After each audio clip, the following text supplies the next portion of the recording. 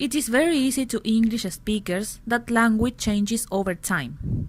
Let's make it clear. The word nice once meant precise, and before that it meant fastidious, and early still it meant ignorant.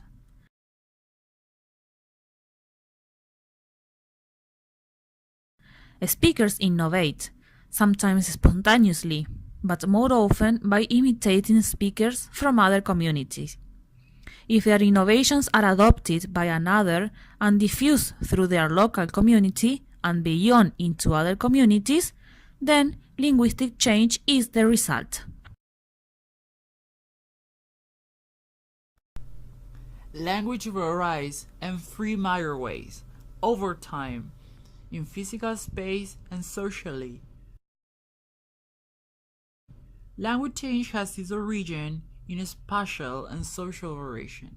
Within a monolingual community, the superficial impression may be that everyone speaks the same, but a little thought will soon identify areas of variation, most obviously in vocabulary and pronunciation. The possibility of linguistic change exists as soon as a new form develops and begins to be used alongside an existing form. If the new form spreads, the change is in progress. If it eventually displaces the old form, the change has become a fait accompli. Sometimes people are aware of language changes because they are conscious of their social significance as desirable or prestige features of speech. For example, some time ago, in many parts of England and Wales, Standard English accepted the pronunciation of the post-vocalic R. But nowadays, this feature has been lost its prestige because it is regarded as rural. That's the reason why people displace the pronunciation of the post-vocalic R in order not to sound uneducated. On the other hand, one of the meaning of change from above refers to the source of the change. In this sense, above refers to the fact that a feature is generally spreading downwards through the social groups in a speech community. So, post-vocalic R appeared first in the speech of upper and middle class, and then it reached the speech of the lowest social class in the community. A pronunciation which is considered prestigious will be imitated and will spread through a community. But many examples of vernacular pronunciations have spread throughout speech communities.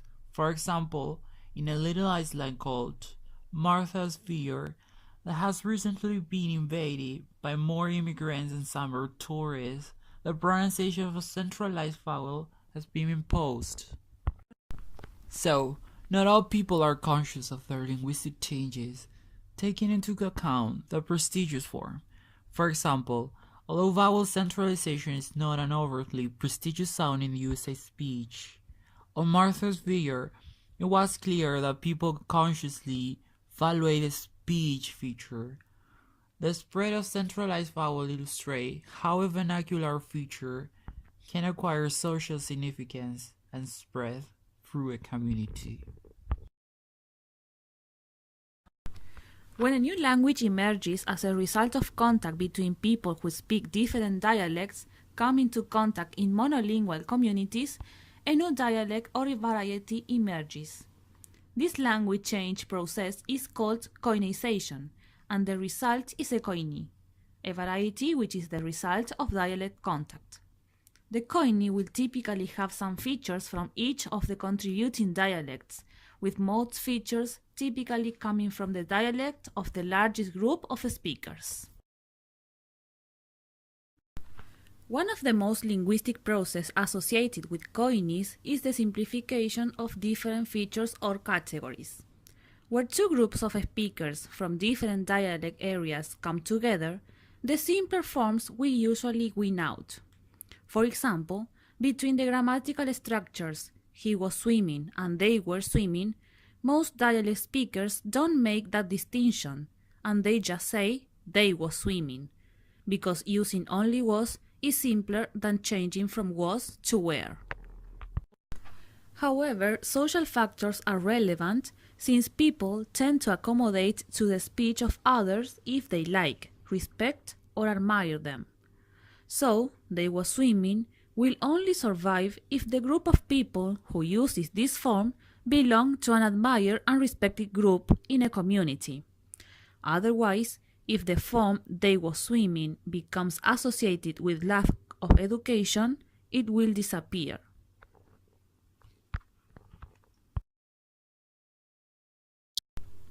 From group to group, many linguists state that any particular change typically spreads simultaneously in different directions, though not necessarily at the same rate in all directions. Social factors such as age, status, gender, and region affects the rate of change and the directions. In any speech community, you belong simultaneously to a particular age group, region, and social group, and a change may spread along in any of these dimensions and into another group. Now, it's true that linguistic changes infiltrate groups from the speech of people on the margins between social or regional groups. Via the middle class have contacts and more than one group. From style to style. In the speech of a particular individual, it suggests the linguistic change spreads from one style to another. For example, from more formal speech to more casual speech, while at the same time it spreads from one individual to another within a social group, and subsequently from one social group to another. When a change is a prestigious one, it usually starts at the top of the speech community, in the most formal style of the highest status group, and spreads downwards. If that form, which is considered very non-standard, it may take long time to spread in formal speech. That's why innovating groups who introduce new vernacular sound changes tend to be around the middle of the social class range. On the other hand, younger people tend to adopt new forms more quickly than older people do, and they use them more extensively. From word to word, in this case, sound changes typically spread through different words one by one. This is called lexical diffusion. When a sound change begins, all the words with a particular vowel don't change at once in the speech of community. Instead, they sound change occur first in one word, and then later in another, and so on. Of course, a change often doesn't spread to all the possible words, so there are some words which remain with the original pronunciation.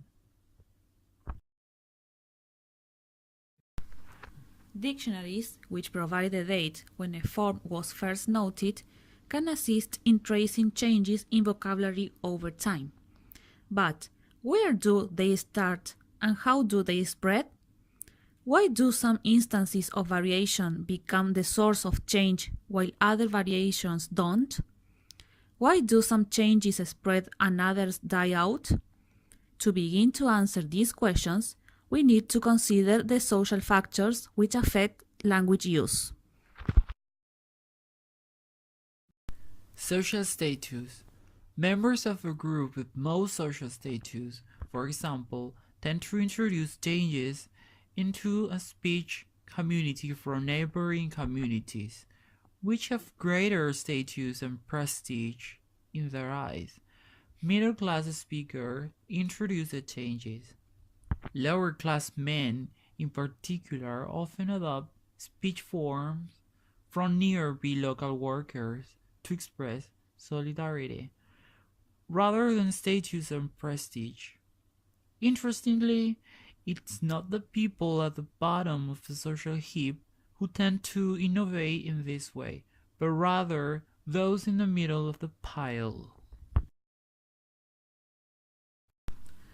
Gender. Differences in women's and men's speech are another source of variation, which can result in linguistic change. Sometimes women are the innovators, leading a linguistic change, and sometimes men. Women tend to be associated with changes towards both prestige and vernacular norms, whereas men more often introduce vernacular changes. In Spain, women's speech indicates their social aspirations. In general, then, the women's speech is closer to the standard or prestige pronunciation of Spanish than is the men's. But there are at least two types of exception to these patterns. First, women may also introduce vernacular changes into a community, and secondly, there are communities where women are not leading linguistic change in any direction. Finally, the generalization about women leading change towards the standard dialect applies only where women play some role in public social life.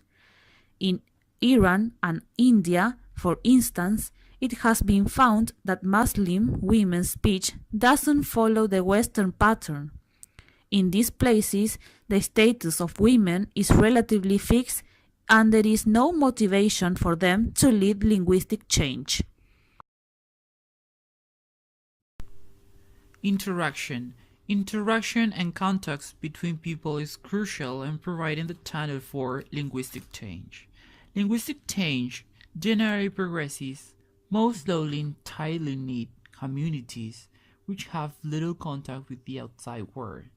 One of the best known examples of linguistic conservatism is Ireland, since the Icelandic communities have very strong political and cultural ties, and against all the odds, they therefore maintain contacts with each other. They attach great importance to kinship and friendship links, and so people kept in close contact from generation to generation and over long distances. Is face-to-face interaction crucial for linguistic change, or is exposure to new form on the media sufficient? Linguists are not yet sure about the extent to which the media can influence people's speech habits. Some believe that frequent exposure to a pronunciation on television can bring about change. Others argue that face-to-face interaction is necessary before change occurs.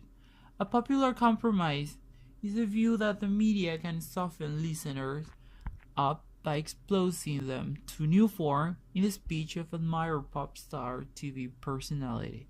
When people are subsequently exposed to a particular form in the speech of a real person, they are then more likely to adopt it. New form can gain prestige from the media. The influence of the media may again explain the speed of the change, however. But most sociolinguists still think the actual changes in people's speech require face-to-face contact with the real people. All in all, language change often operates within clear limits. Language serves two very basic functions, a referential or informative function and a social or affective function.